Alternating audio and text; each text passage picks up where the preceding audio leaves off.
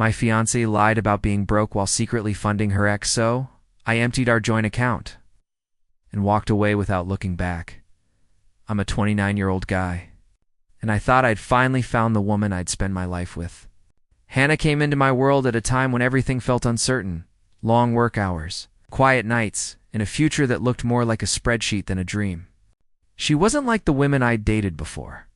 No obsession with luxury, no pretentious attitude. She laughed at cheap movie nights and said she'd rather eat homemade pasta than dine at fancy restaurants.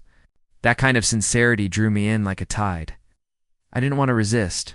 We met at a friend's small get-together. Nothing glamorous. Just mismatched chairs, music too loud for the number of people there, and the faint smell of beer on the carpet.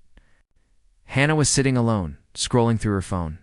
When she looked up and said, "You look like you don't want to be here either," it made me laugh. And that's how it started. Two introverts trying to make small talk in a room full of extroverts. Weeks turned into months, and we grew closer. She told me about her rough childhood, about always feeling like she had to struggle for everything. I told her about my own battles with money and family pressure. We shared dreams of one day buying a small house, maybe near the woods, where weekends would mean quiet mornings and coffee on the porch. She said, "I don't need much, just peace." And I believed her. But there was one thing that always lingered, her anxiety about money. She'd panic over small bills, check her account obsessively, and sometimes just go silent when I asked if she was okay. I took it as a sign she'd been through hard times. I wanted to protect her. I told myself love meant easing her fears, no matter the cost. Still, something in her eyes, that flicker of unease when money came up, never really went away. Living with Hannah felt like stepping into a routine that looked perfect from the outside but always carried a quiet hum of tension beneath it.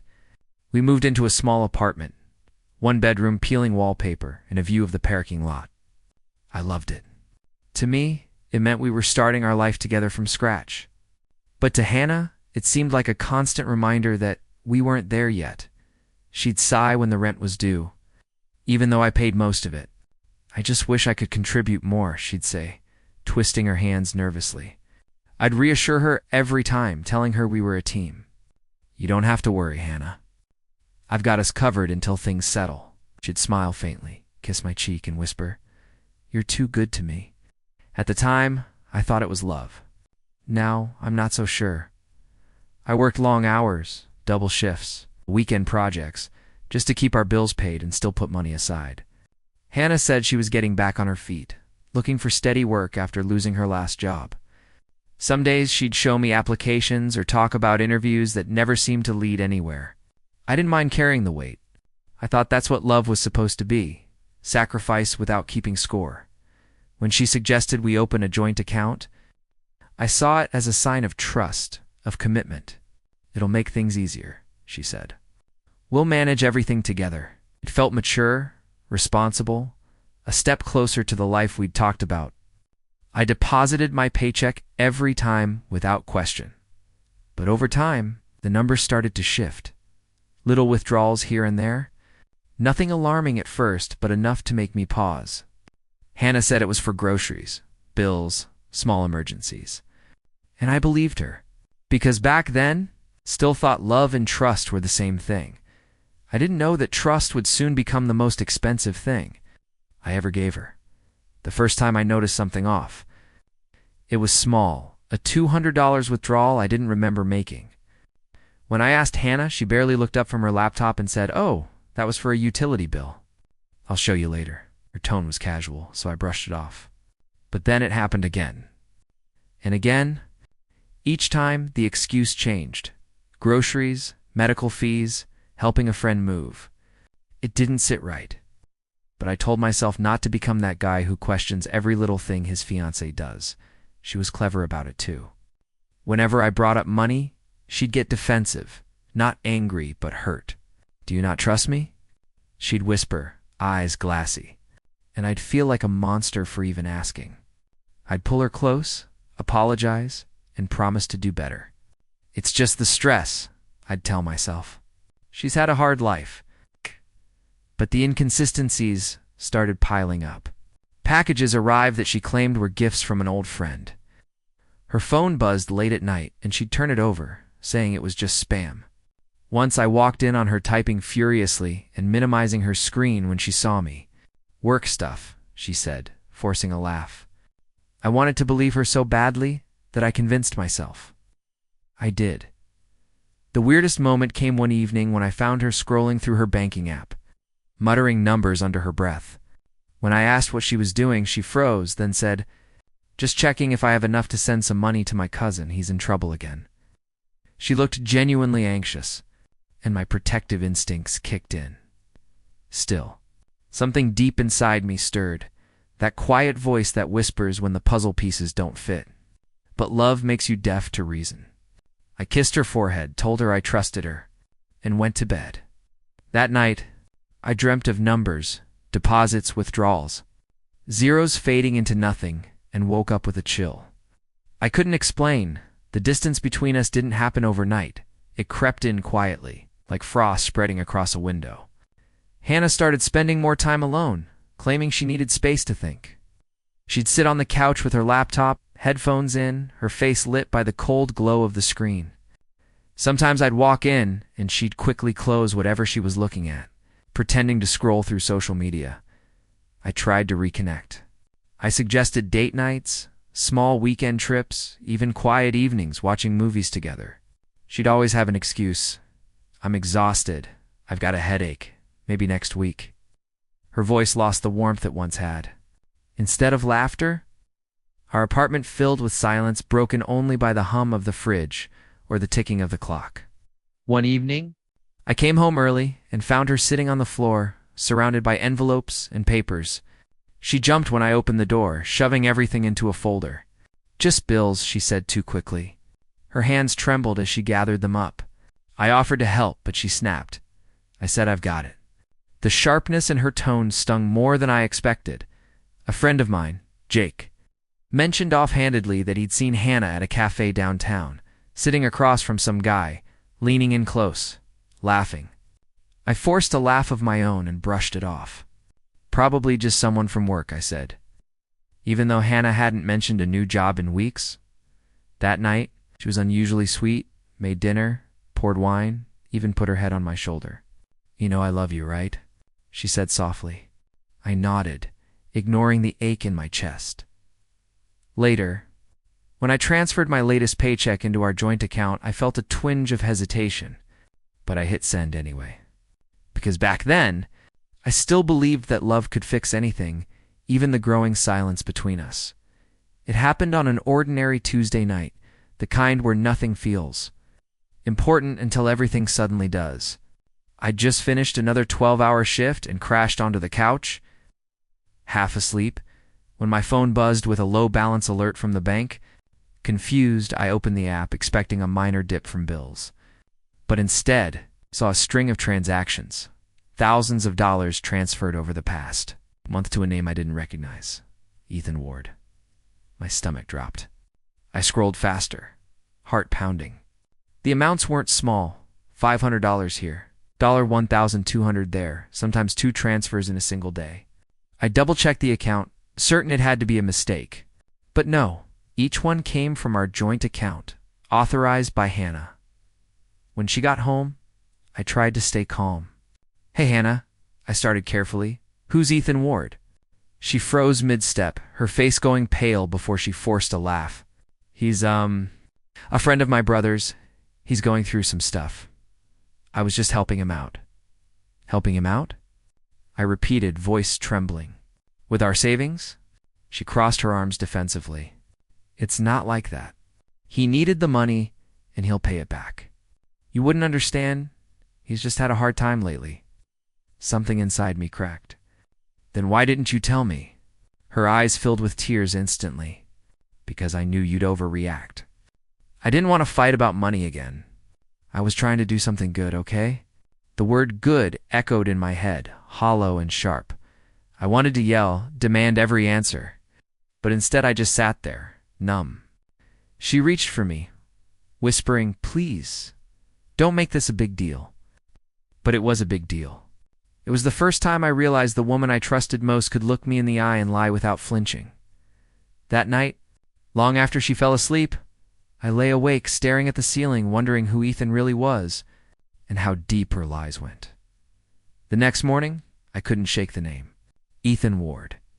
It echoed in my head like a warning I hadn't yet understood. While Hannah showered, I sat on the couch scrolling through my phone, pretending to check emails. Curiosity turned to dread when I searched his name on social media. The first profile that popped up made my stomach twist. His page was public, full of photos and motivational posts about starting a new business. Then I saw it. A picture of Ethan holding a set of studio lights with the caption, "Couldn't have done it without you, H." My heart stopped. There she was in the comments, Hannah, leaving a heart emoji and a line that read, "Always proud of you." I felt the air leave my lungs. This wasn't her brother's friend. This was him, the ex she'd mentioned once, in passing, when we first started dating. The one who'd broken her heart, but taught her what she really wanted in life.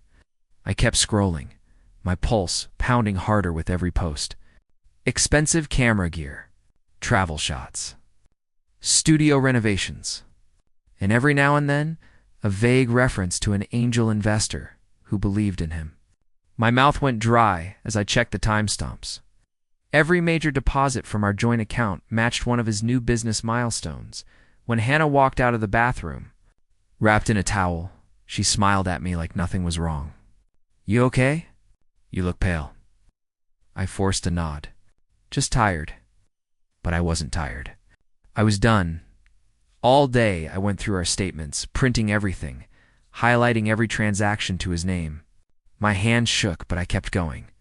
The truth was unfolding like a slow-motion car crash, and I couldn't look away that night while she hummed in the kitchen. I stared at her and wondered how someone could share your bed, your dreams, and your future, while secretly funding her past. When I confronted her again, I didn't yell. I couldn't. The anger had burned out, leaving only cold, controlled exhaustion. I printed every transaction, laid the pages neatly on the table, and waited for her to come home. When she walked in and saw the papers, she froze. "What is this?" she whispered. I looked her dead in the eye. "You tell me. How long have you been sending money to Ethan?" Her lips parted, but no sound came out. She sat down slowly, her hands trembling as she skimmed through the pages. Then she said the one thing I wasn't ready for. He needed help. I laughed bitterly. "Help? You emptied our account for your ex, Hannah?" Tears welled in her eyes. "It wasn't like that. He's starting a business, and he promised he'd pay me back once it took off. He was in a bad place, and I couldn't just let him fail." "You couldn't let him fail?" My voice cracked. "What about us? You lied to me. You looked me in the eye, told me you were broke, made me work overtime just so you could play hero to the guy who left you." She broke down then, sobbing into her hands. "I thought I was doing the right thing. I didn't mean to hurt you, but that's what made it worse." She said it like she was the victim. I sat there, watching her cry, feeling nothing but a deep, hollow ache. For years I'd believed love meant understanding, forgiveness, patience, but in that moment, I realized love without respect is just self-destruction in slow motion. She finally looked up and whispered, "Can you forgive me?" I took a long breath, my voice flat. "Don't worry, Hannah. I'll handle it." And as I walked away from the table, I knew I wasn't talking about forgiveness. I was talking about revenge after that night. Something inside me shifted. The version of me that trusted blindly was gone. I started playing the part of the forgiving fiancée, but underneath the calm smiles and soft reassurances, every move I made was calculated. Hannah thought she'd won my understanding. I let her believe it. The next morning, I made her coffee, kissed her cheek, and told her, "We'll get through this." Her eyes filled with relief. "I knew you'd understand," she said, hugging me tight. I hugged her back, pretending to find comfort in her arms while memorizing the exact weight of the lie between us. At work, I opened a new private account, one she didn't know about. Slowly, quietly, I started rerouting my paychecks there. I gathered every bank statement, every screenshot of her transfers to Ethan, and backed them up. I even found her messages with him late-night texts about his next big step and how she'd take care of things until he was back on his feet. Each word felt like another nail in the coffin of what we used to be. I didn't lash out. I didn't argue. Instead, I became strategic. I smiled more, cooked dinner, even brought home flowers. She looked confused at first, maybe even guilty, but guilt fades fast when people think they've been forgiven. I watched her relax again, watched her guard drop, until she started humming while sending texts, the same way she had before. Inside, I was done. But outside, I was patient. I wanted her to feel safe before I pulled the ground from under her. That night, as she fell asleep beside me, I stared at the ceiling and whispered to myself, "You made your choices, Hannah. Now I'll make mine." She didn't hear me, of course. She never did. But soon enough, she'd feel exactly what it meant to be left with nothing the same way she'd left me. A week passed. I told myself I'd stay calm, that I'd wait for the right moment to act. But fate didn't give me the luxury of time. Hannah handed me the final push herself. It was late on a Friday night when I walked into the living room and saw her on the phone, whispering. She didn't notice me at first. "I sent it, Ethan," she said quietly. "Don't worry, he has no idea. Just promise me you'll pay me back soon." Her voice cracked with a kind of tenderness that used to be reserved for me.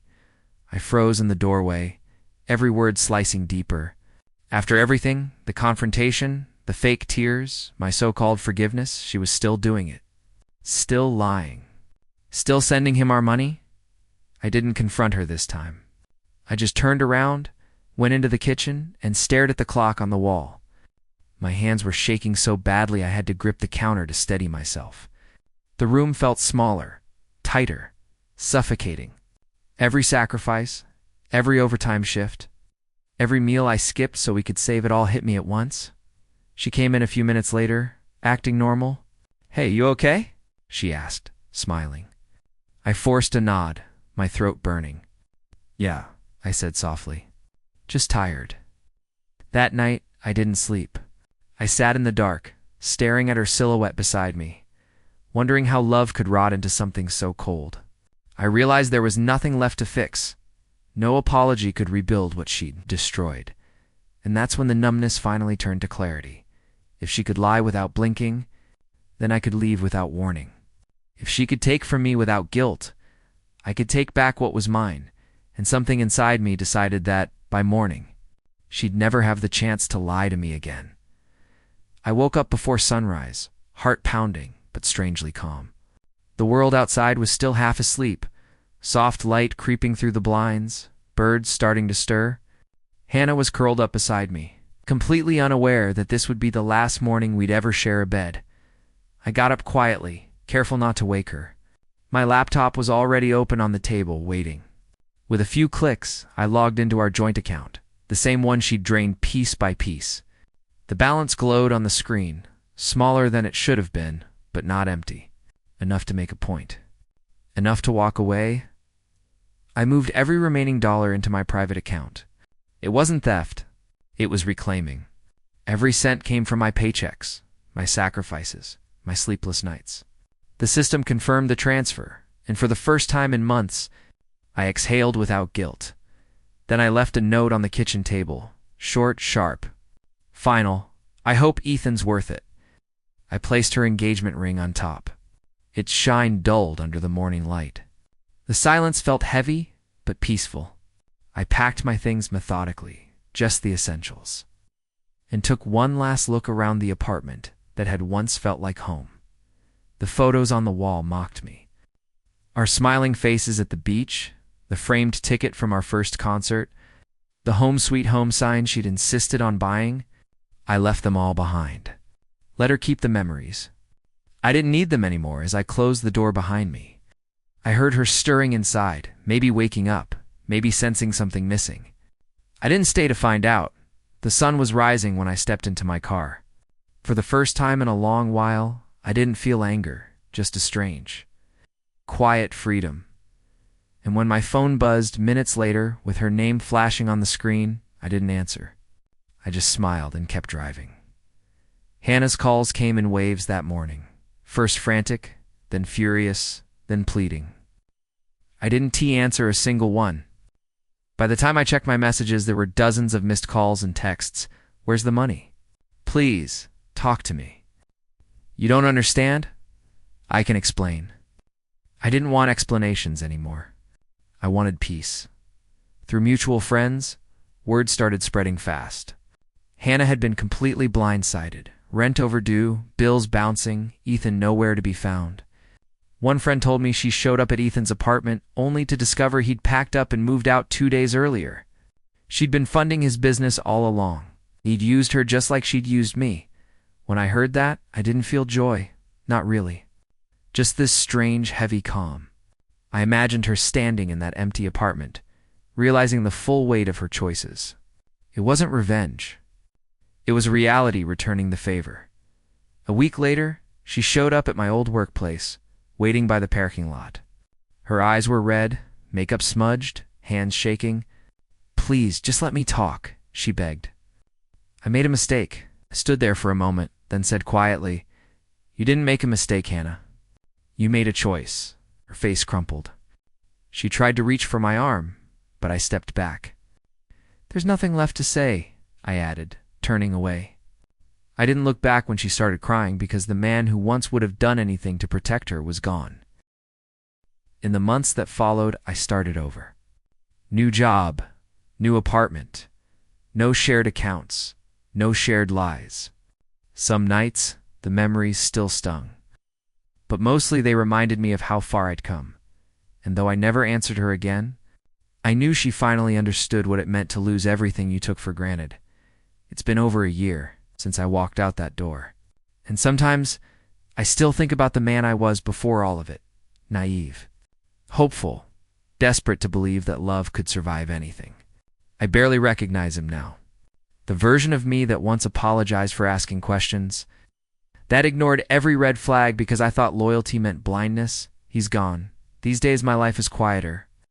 I wake up early, make coffee, and actually taste it instead of gulping it down before another long shift. I don't check my bank account in fear anymore. Every dollar I earn feels like mine. Earned, protected, respected. I learned the hard way that peace isn't found in forgiving everyone. It's found in forgiving yourself for trusting the wrong people. Sometimes, people ask if I ever got the money back from Hannah. The truth, I didn't want it. The day I transferred everything out, I realized it was never about the money. It was about reclaiming me. The man who worked himself to exhaustion while being lied to deserved better. And now, he finally has that. I heard through a friend that Hannah moved back in with her parents. Her business partner, Ethan, disappeared completely. No closure, no payback. Just the silence she'd once left me with. I don't hate her for it anymore. Hate means you're still holding on. I let go. If I learned anything, it's this. Not every betrayal deserves a war. Sometimes the strongest revenge is walking away without saying a word. When I left that note on the table, I hope Ethan's worth it. I thought I was ending something. But really, I was beginning my freedom because I didn't empty that account out of anger. I did it because I finally remembered what self-respect feels like. And I wasn't about to lose that again.